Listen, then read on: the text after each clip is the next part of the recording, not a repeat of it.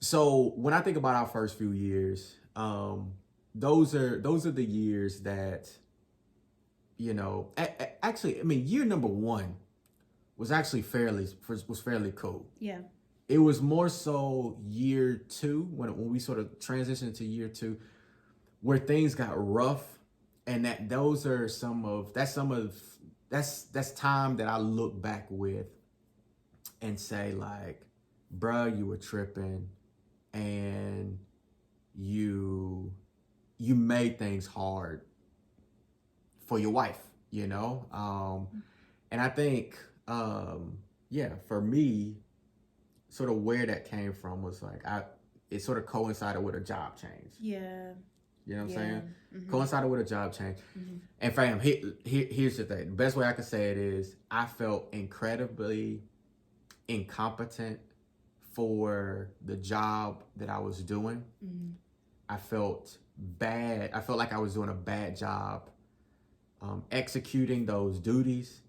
And that made me frustrated. This was really one of the first times in my life where I felt like a failure. Mm-hmm.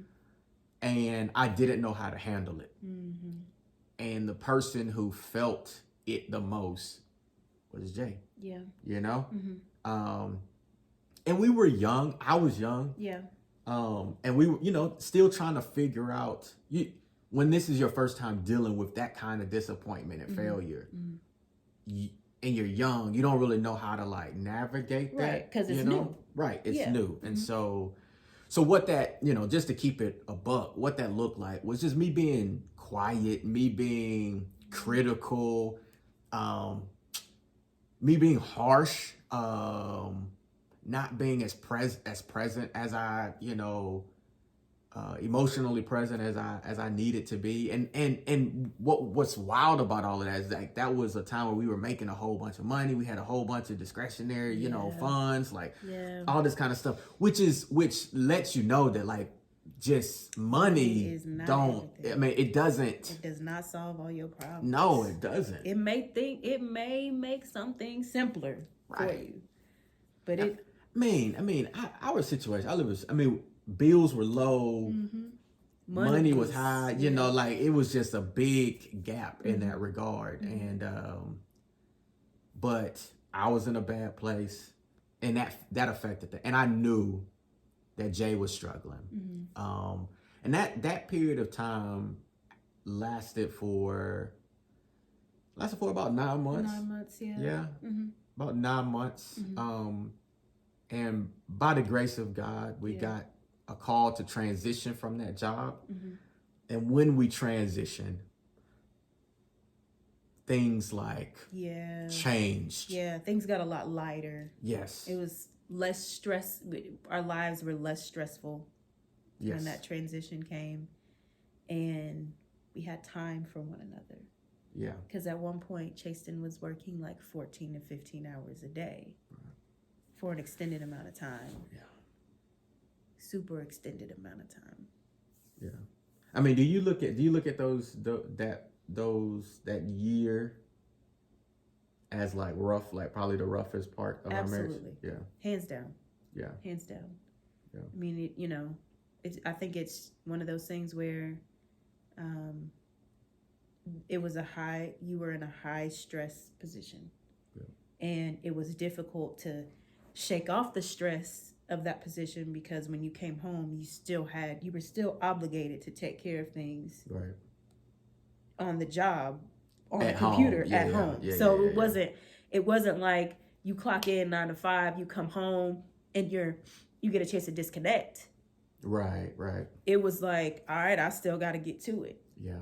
And so it was just a consistent pressure and a consistent stress on you, which made it challenging for us to communicate sometimes, and for us to see eye to eye sometimes. And you were transparent of some of the mistakes that you made and how you were harsh and things like that during that second year. But I want to be transparent as well.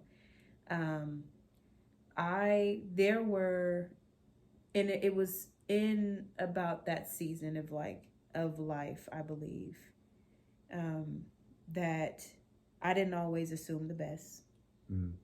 So yes, I was patient, but I didn't always assume the best.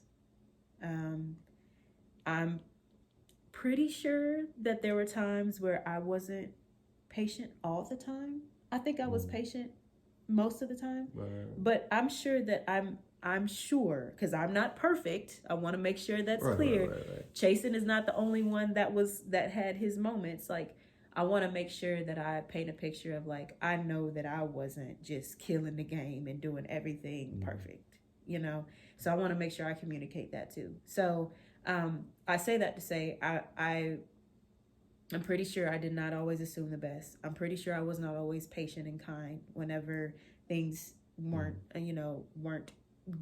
always like all good in my eyes.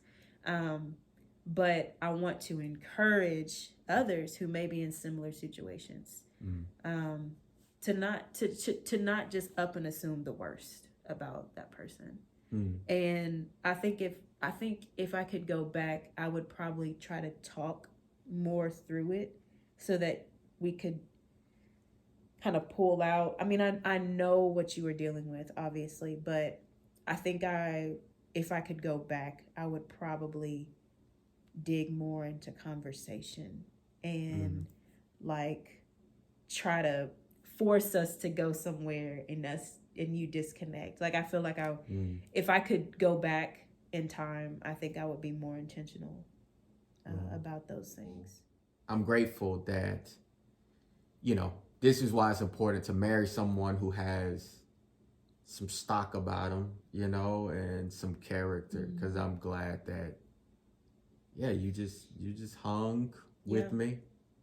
I'm sure prayed for me a whole bunch. Absolutely. You know what I'm saying? Yep.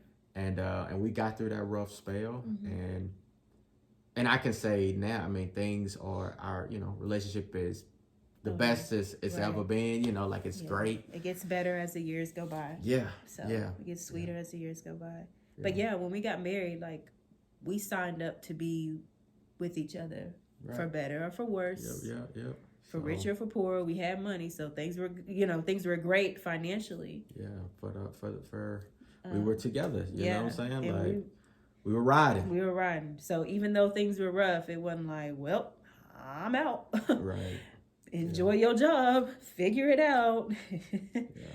Good luck. Like, it wasn't anything like that. Yeah. We had some challenging conversations, but I wasn't leaving. Yeah. And that's huge. Yeah.